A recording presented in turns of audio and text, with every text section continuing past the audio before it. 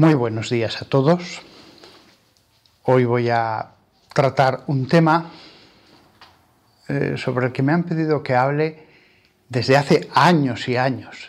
Ha sido uno de las cuestiones sobre las que más peticiones he tenido para que hablara y me he resistido hasta ahora porque me gusta tocar temas bíblicos o grandes cuestiones teológicas, pero finalmente, como un padre que atiende a sus hijos, pues he decidido hablar de este asunto. Como un padre que atiende a sus hijos o como un hermano que habla con otros hermanos en la fe acerca de las cuestiones. La cuestión que hoy me gustaría tratar, y si estuviera con vosotros mucho más entretenido debatir y hablar, pero bueno, dado que no es posible, hablaré yo, es el tema de si existen los extraterrestres, si existe vida fuera de la Tierra. Esto no es como una película de asesinato que voy diciendo cosas y al final descubro mi opinión. La voy a decir desde el principio. No creo que existan extraterrestres, no creo que exista ningún tipo de vida material fuera de la Tierra. Digo material porque sí que creo que existen los ángeles, pero los ángeles no ocupan lugar, con lo cual no están en ningún sitio. ¿Por qué pienso que no existe vida fuera de la Tierra? Vamos a ver. Yo nací en el 68, el 11 de octubre del 68. Y en los años 70 se creía muchísimo en la existencia de los extraterrestres. Yo, siendo un niño y después un adolescente, siempre fui escéptico, diciendo, bueno, a lo mejor sí, pero no lo veo claro. Pero en esa época todo el mundo creía que ya estábamos a punto de que se manifestaran y que dijeran, aquí estamos. Todo el mundo veía ovnis, parecía un hecho que todas las grandes agencias gubernamentales tenían información secreta que demostraba que sí. Yo, como pertenecía a una tierra de labriegos, una tierra rural, siempre hemos estado muy pegados al terreno y a lo material y no lo veía claro. Y además escuchabas a los científicos y la vida poco menos que era una cosa que aparecía continuamente por todas partes. Yo recuerdo artículos en el periódico: los científicos logran crear vida en condiciones de laboratorio. Yo me acuerdo haber visto esa noticia en los periódicos. Y ya cuando fui más mayor, adolescente, pues leía revistas como Muy Interesante, etc. Los científicos, casi todos, se manifestaban a favor de que la vida era fácil. Si le ponías las condiciones adecuadas, solamente había que dejarle tiempo y acababa por pura combinación de moléculas, acababa apareciendo la vida. Después la ciencia avanzó y la cosa se vio que no era tan sencilla. No era simplemente una cuestión de condiciones. Hago un pequeño paréntesis. En aquella época todo el mundo veía una serie que se llamaba Cosmos, en horario de máxima audiencia, en España y en casi todos los países de Europa, y me imagino que del extranjero, de otros continentes. Este señor, que no creía en Dios, pues decía, ¿cuántas civilizaciones extraterrestres hay en el universo? E hizo un cálculo famosísimo en esa época, de apariencia muy científica, pero ese cálculo, que él lo explicaba paso a paso, había un punto, en un momento dado, que era, claro, ¿Cuál es la probabilidad de que aparezca la vida si tenemos las condiciones adecuadas? Decía, bueno, esto no lo sabemos, pero vamos a poner este número, tanto. Y seguía con la ecuación. No lo sabíamos, no lo sabíamos. No podemos decir, bueno, vamos a poner que es 5 de cada 100.000 oportunidades. No lo sabíamos. Nos estaba vendiendo una cosa falsa. El resultado final era absolutamente inútil. Bien, esto en horario de máxima audiencia se emitió y se volvió a emitir, y hoy día se sabe que la vida es algo mucho más complicada de lo que se creía, muchísimo más complicada. Siempre hemos visto lo que es el ADN, no voy a hablar sobre el RNA, pero el ADN, cada célula de un ser humano, su ADN, si lo desenrolláramos y lo estiráramos, y estamos hablando de unas dimensiones microscópicas, la información tiene una longitud de 2 metros. 2 metros. Impresionante. Por sencillo que sea la información genética de un núcleo, un RNA, lo que sea, ¿realmente es difícil que aparezca la vida por sí misma o es imposible? Esa es una cuestión primero que habría que dilucidar. Cuando vemos la complejidad de la información genética de los seres más simples, ¿es difícil o es imposible? No estamos hablando de que un mono teclee en una máquina de escribir y escriba el Quijote. Estamos hablando de cosas todavía más difíciles, mucho más difíciles. Claro, aquí hay una bifurcación. Si uno no cree en Dios, entonces no hay otra posibilidad más que los monos tecleando.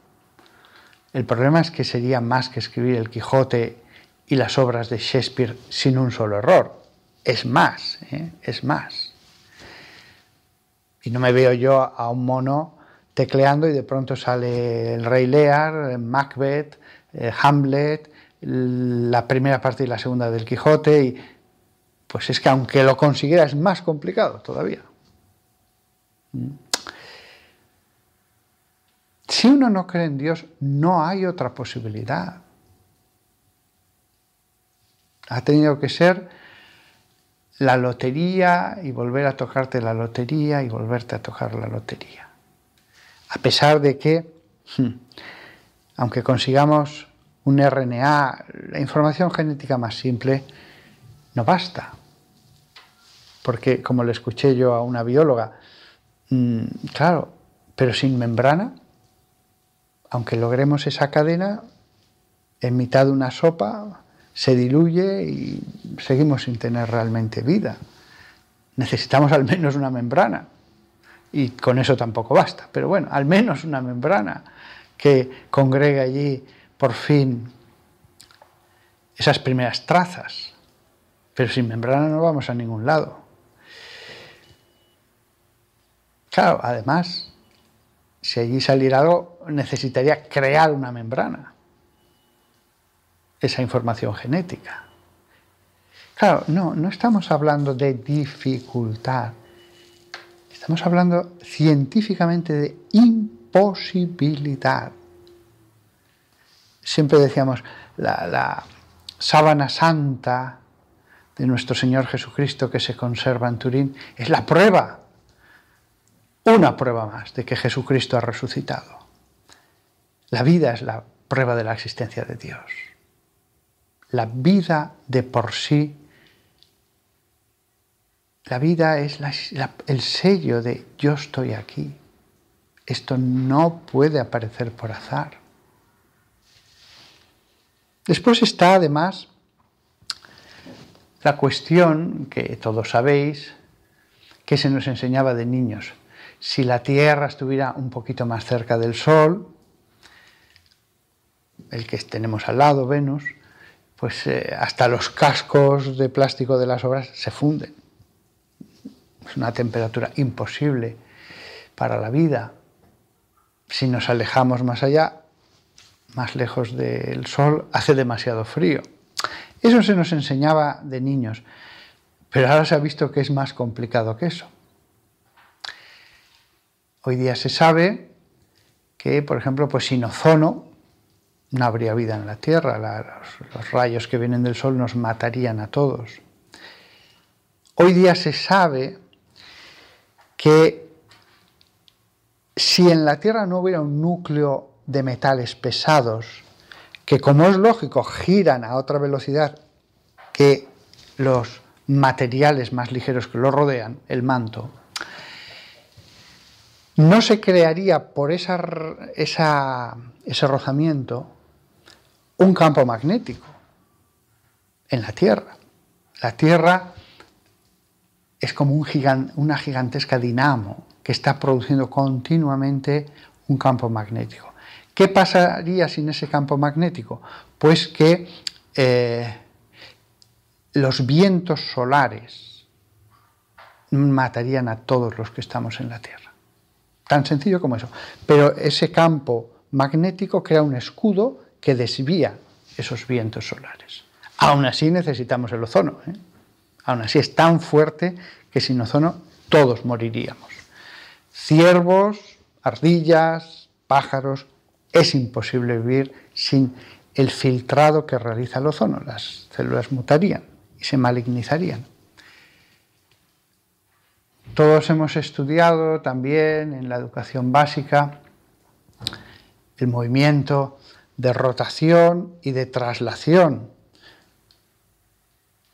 Una Tierra que estuviera quieta, sin rotación, haría imposible la vida en la Tierra.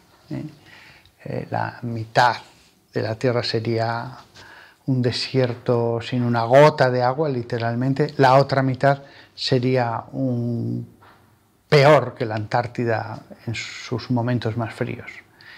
Y en medio, en el tránsito, todo barrido por huracanes impresionantes, nada de lo que conozcamos.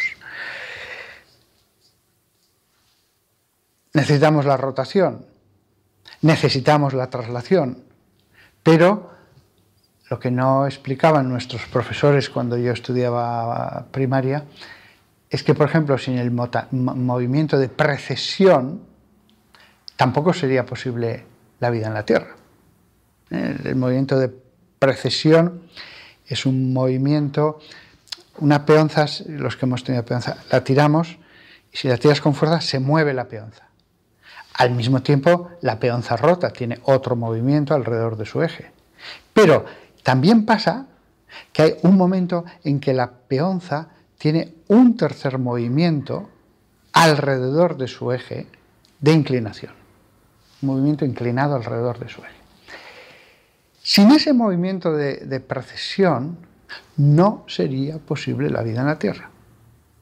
De hecho, es esa pequeña variación en el eje, mínima, la que hace que en España, dentro de 2 o 3 días, tengamos 39 grados de máxima por la mañana. 39 grados. Y esto es normal, todos los veranos en Madrid, que haya días de 39 grados. Y en invierno, que a partir de enero las temperaturas alcancen 2, 3, 4 grados bajo cero de forma normal. Sin ese movimiento inclinado alrededor del eje, estas temperaturas no serían nada, sería lo que no podemos imaginar en cuanto a calor o frío, porque solo esa pequeña variación hace que aquí tengamos 39 grados y 4 grados bajo cero de mínima en invierno. Pero a eso se añade lo que he dicho, el ozono, a eso se añade el campo magnético y muchas más cosas que iremos descubriendo. Porque claro, a saber qué hay detrás de lo que ahora no le damos importancia, ¿eh? Porque la Tierra, además de rotación, traslación y precesión, tiene la nutación, el movimiento de nutación y los bamboleos de Chandler, ¿eh? A saber qué produce eso, se descubre en el futuro. Sea lo que sea, la situación en la que estamos en la galaxia, la situación no solo del Sol respecto al núcleo de la galaxia, sino de la Tierra respecto a la Tierra, de la Tierra respecto al Sol, su núcleo de metales, la composición de la atmósfera. No ha variado la cantidad de oxígeno desde que hay mediciones. Ha habido incendios, industria, volcanes, pero la cantidad de oxígeno en la mezcla no ha variado. Claro, ya no es que, como se decía antes, la vida parece nada, como las setas en cualquier lugar donde hay humedad y las condiciones. No, es que ahora más bien lo racional, todo indica que es que el entero universo está pensado para producir unas condiciones muy concretas en las que sea posible que en la Tierra haya vida. Si os fijáis, es justo el camino contrario. No, la vida aparece en cualquier sitio donde haya condiciones. No, pues ahora lo racional realmente, otra cosa es que no lo admitan muchos porque son ateos, entonces no tienen otra posibilidad. Están atados de pies y manos en ese sentido. Pero los que somos libres y entendemos las razones por las que ellos afirman, no veo que exista Dios, pero somos libres para pensar, oye, que también puede existir Dios. Nos damos cuenta que la opción racional es que exista Dios. ¿Por qué? Porque existe vida. Porque todo el universo parece diseñado ex profeso para que en este lugar concreto haya vida.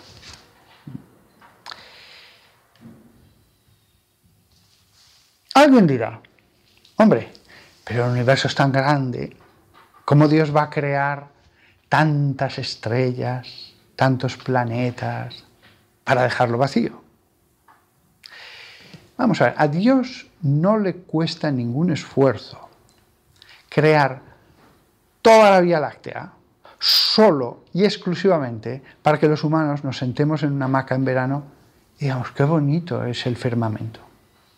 Dios ha podido crear toda la Vía Láctea con el único propósito de que disfrutemos unas vistas magnas, épicas, cuando en verano miremos al cielo. A Dios le cuesta menos crear toda la Vía Láctea, menos esfuerzo, o sea, a él ninguno, que yo hacer así. Voy a crear un universo 1000 veces más grande que el que hay. No, 1.000.000 de veces. Ningún esfuerzo para Dios. A mí sí que me cuesta un poco hacer así. Puede ser todo lo grande que sea el universo, que si Dios no pone la vida, la primera semilla de vida, no hubieran aparecido las células posteriores, los invertebrados, etc. Yo creo en la evolución. Yo creo en la evolución.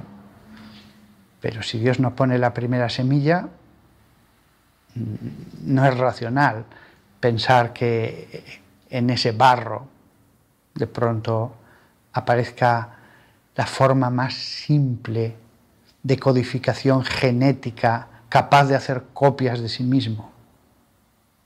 No.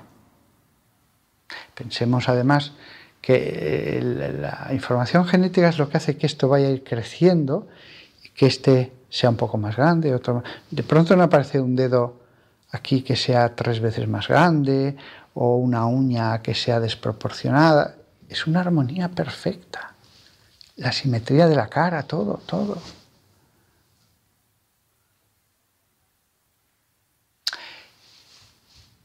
Es que el universo es muy grande. Imagínate un palacio inmenso, con cientos o miles de habitaciones. pasillos, salones, más habitaciones, más cámaras, desván. Si allí nadie pone ciervos, nunca va a haber ciervos. Ah, pero es que el palacio es muy grande. Sí, pero el palacio no genera ciervos. O los pones o el palacio no los genera. Es que el universo es muy grande. O pones la primera semilla o esto es una cosa totalmente distinta de los elementos químicos que hay aquí. Totalmente distinta. Cualitativamente distinta. Ahora, si eres ateo y no tienes otra posibilidad, claro, estás limitado. Aquí los creyentes sí que gozamos de otra posibilidad racional. Y si existe el motor inmóvil del que hablaba Aristóteles, y si existe el ser del que hablaba Platón, no estoy hablando aquí de unos cuantos fanáticos que se niegan a la evolución porque creen en la Biblia. No, estamos hablando de la racionalidad, de que entendamos realmente lo que significa que haya vida en el universo. Así que ese tema de que el universo es muy grande, luego ¿cómo va a estar vacío? Pues sí, puede estar perfectamente vacío. De hecho, la Tierra estuvo vacía, sin vida, infinidad de tiempo, hasta que Dios no puso la semilla, cuando ya el mundo fue capaz. La mayor parte del tiempo no ha habido vida sobre la Tierra. Estaba todo vacío. Había agua, había nubes, había montañas, pero todo estaba vacío de vida. Todo esto nos lleva a una conclusión teológica: la centralidad de los hijos de Dios, la centralidad en el universo de los hijos de Dios, de los seres humanos, de aquellos que hemos sido creados a su imagen y semejanza. Ya no somos cosas como una montaña, un mar, un planeta, otra galaxia. Ya no somos cosas. Somos hijos de Dios. Hijos del que ha creado cosas. Donde había un alguien que creó algo, de pronto crea otro alguien. La humanidad tiene un puesto central en el universo, porque somos imagen de Dios. Somos semejantes a Dios.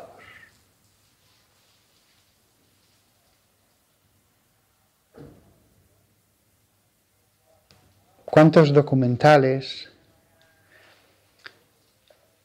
con una apariencia científica intentan convencernos de ideas teológicas? Me parece muy bien cuando en un documental han estado 45, los documentales suelen tener 50 minutos en España. Pues 45 minutos hablándonos de cosas científicas y dedican al final 5 minutitos a echarnos un sermón diciendo: ay, lo siento, no somos nada. Somos insignificantes, irrelevantes, en mitad de un universo inmenso.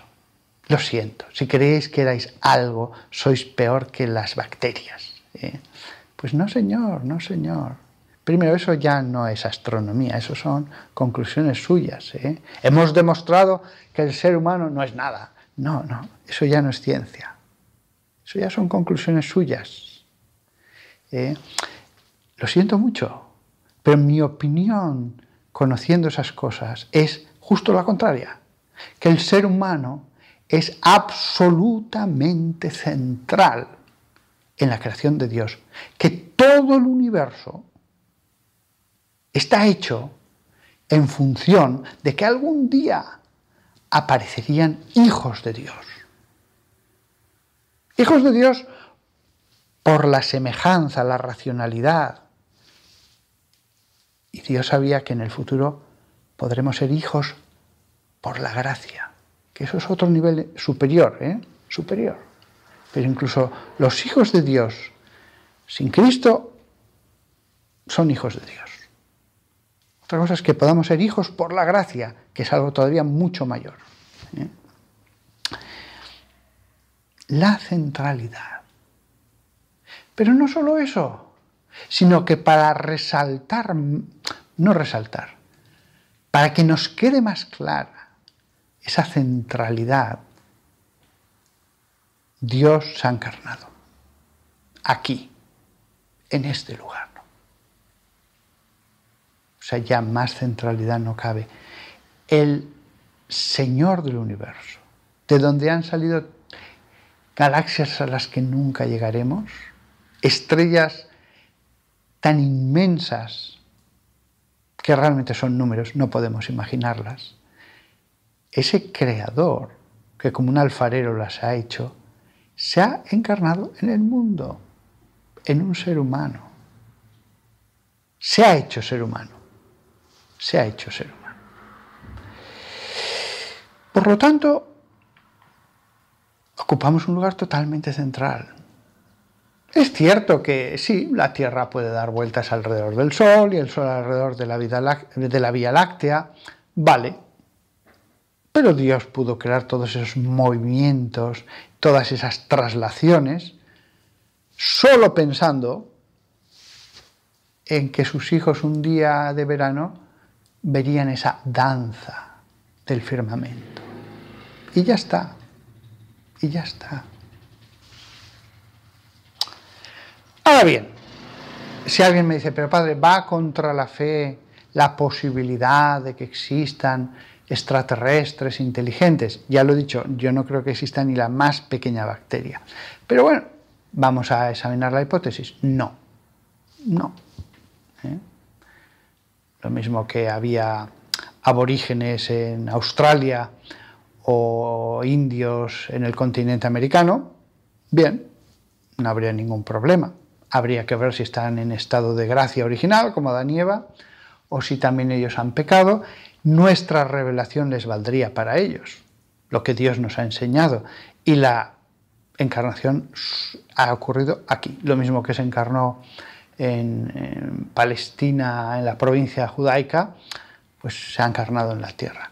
Pero no lo creo, sencillamente no lo creo, que eso existan, esos seres. Sería complejísimo hacerles entender la revelación. Ya nos cuesta a los humanos a veces entender los giros, las enseñanzas, la sociedad, las circunstancias de un profeta Ageo o Joel o pasajes del Génesis como para enseñárselo a alguien que ya ni siquiera es humano. Tenemos el bautismo. ¿Qué sacramentos valdrían para ellos? No creo que existan extraterrestres para nada. Pero si existen no hay ningún problema con la fe, con la Sagrada Escritura. Ahora bien, ¿qué decir de tantísimas personas que dicen a mí me han abducido? Bueno, hay que partir del hecho de que, por lo que he mirado, en España hay un 1% de esquizofrénicos. Ya eso de por sí produce decenas y decenas de miles de personas con contactos con extraterrestres que en realidad solo han existido en la patología de esa persona. Otros los tendrán con vampiros, otros los tendrán con otros seres muy alucinantes, pero que siguen las pautas de la sociedad. Si en una sociedad creen en las brujas, pues el esquizofrénico es más fácil que tenga contactos con brujas. Si uno cree en los duendes, con los duendes. Ahora son los extraterrestres. No estoy diciendo, si alguien me está escuchando, si usted ha tenido encuentros en la tercera fase con extraterrestres, está usted esquizofrénico. Pero hay muchos esquizofrénicos que sí, que sí. ¿Por qué no digo todos? Todos. Yo que no creo en los extraterrestres. Bueno, lo mismo que analizo todas las posibilidades, y también he analizado la posibilidad de, ¿y si existen? Bueno, y lo he dicho, ¿qué pasaría con la revelación, con la encarnación? No descarto que haya un cierto número de encuentros en la tercera fase que en realidad sean alucinaciones provocadas por el demonio. Todo ocurrió en su mente, no había nave espacial, no había allí 20 extraterrestres. Bien, no descarto que algunas personas lo que hayan tenido es que un demonio les ha metido eso en la cabeza. Lo mismo que en las técnicas de regresión, alguien cree que tuvo una vida siendo la esposa del faraón y otro tiene una supuesta regresión en la que fue un rey medieval. Curiosamente, casi nadie suele ser un pobre campesino que no hace más que cultivar nabos. Todos tienen vidas muy, en fin, apasionantes. No descarto esa posibilidad demoníaca. Es más, aunque yo creo, mi humilde opinión, que más del 98%, 99% son problemas mentales, esquizofrenia, alucinaciones, bien, no descarto que haya un tanto por ciento que tenga contactos con entidades demoníacas, que se hacen pasar por extraterrestres, así como en el siglo XIV se hubieran hecho pasar por duendes. Incluso no descarto una posibilidad, simplemente hablo de posibilidades, de que en un momento dado se pusiera de moda el contactar con estas entidades, diciendo, en realidad no son materiales, en realidad son entidades espirituales, los extraterrestres, y se comunican con nosotros a través de la telepatía. Y que se ponga de moda, y cada vez más gente diga, oye, es verdad, funciona. Me ha contactado telepáticamente un extraterrestre de la galaxia tal. De manera que puede haber incluso una variante del espiritismo que se imponga en algún momento dado como moda con la apariencia de ser un contacto telepático con estos seres.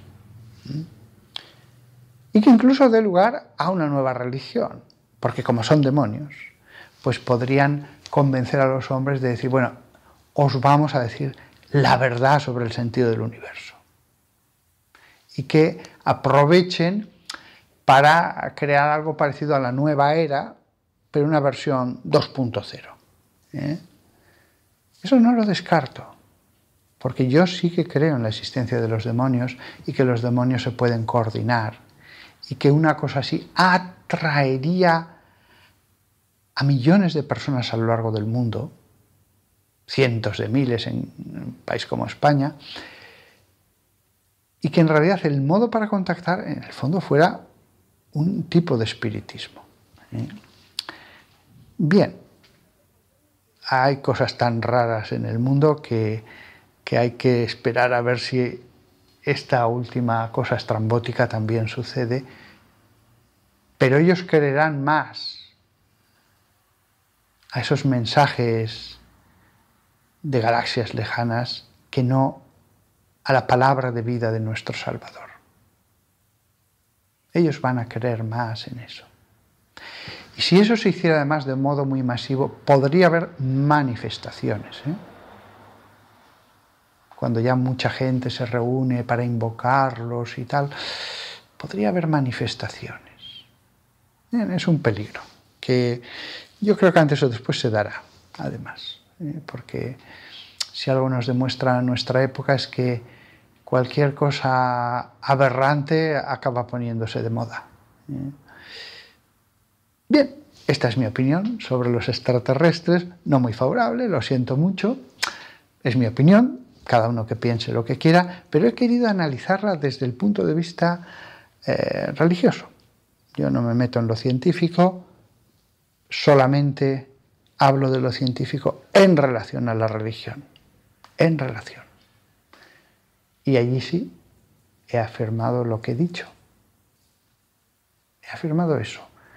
Yo no veo posible la aparición de la vida, de ningún tipo de vida en la Tierra, sin Dios. Esa es la conclusión de todo. Nada más. Que disfrutemos del universo, de la Tierra que el Señor nos ha dado. Que disfrutemos. Me acaba de venir una pequeña idea, un apéndice. ¿Colonizaremos el universo? Evidentemente esto no afecta a la fe. Pero recordemos una cosa, la venida de nuestro Señor Jesucristo. Y la venida de nuestro Señor Jesucristo da la sensación de que es en la tierra. Da la sensación. No digo que se cierre en absoluto. No veo que sea tan fácil, por una mera cuestión económica, poner bases en todo el sistema solar. Siempre será más fácil sacarlo en la Tierra. Puede haber todo el hierro que queramos en una luna de Saturno, pero hay que ir hasta allí, las condiciones de trabajo van a ser mucho más costosas, hay que volverlo a traer aquí. Podemos crear una burbuja con vegetación, sí, pero todo es mucho más caro. Es como decir, ¿por qué no hacemos ciudades bajo el mar? Sí, pero todo es mucho más caro. Por poder hacerlas, las podemos hacer. Todo es una cuestión de dinero. ¿Para qué gastar más dinero? Entonces, yo me muestro escéptico respecto a una colonización del sistema solar. No digo yo que no pueda haber alguna pequeña base en algún lugar, la Luna, a lo mejor Marte, pequeña, pero me muestro muy escéptico. Creo que las palabras del Apocalipsis, insisto, no cierran el paso de forma absoluta, pero dan a entender que la venida de nuestro Señor será cuando estemos en la tierra. Es lógico que pensemos, hombre, la humanidad se ha extendido por todo el planeta, lo lógico es ir más allá. Sí, pero es que incluso, aunque fuéramos más allá, solamente podríamos ir a unos cuantos lugares del sistema solar. El resto del universo ya no es factible. No es factible. Sé que se han hecho muchas novelas acerca del tema, pero lo que me han dejado claro es que no es factible. Podemos buscar trucos de magia como la teletransportación y cosas así, pero eso es como en las novelas de caballería, que la varita mágica hacía esto o lo otro, convertía el dragón en una manzana. Por lo que sabemos y por la impresión que nos da la Sagrada Escritura, la historia humana va a estar esencialmente centrada en el hogar que nos ha dado nuestro Padre. La historia humana va a estar centrada en este jardín, no del Edén, pero casi, que es el planeta Tierra. Lo demás son novelas, fantasías que a mí me divierten mucho. Pero sé que Superman no vuela, aunque vea una película, ni que hay hombres araña. aunque nos extendiéramos, no pasaríamos de unas cuantas bases en unos cuantos lugares del sistema solar. El universo iba a estar siempre fuera de nuestro alcance, por una mera cuestión de distancia. Por lo tanto, como la fe nos dice que va a venir nuestro Señor Jesucristo, si enviamos, como dicen, bueno, una nave que dentro de una generación llega a otro sistema solar, bueno, una generación o varias, pero ya sería otra humanidad porque no íbamos a tener ningún contacto con ella. No, yo creo que Jesús volverá al hogar que nos dio, que este es nuestro hogar. Podemos tener alguna pequeña islita humana en la Luna y en algún otro lugar, en órbita, tal, pero ahí acaba todo. Me encantan las películas de ciencia ficción, pero no me las creo. No me las creo. Pues nada más. Ha habido este último apéndice en relación al libro del Apocalipsis y nada, os deseo lo mejor y recordad, si sois abducidos por un extraterrestre al interior de una nave espacial y os hace cosas muy feas, es el momento de ir a buscar un buen psiquiatra.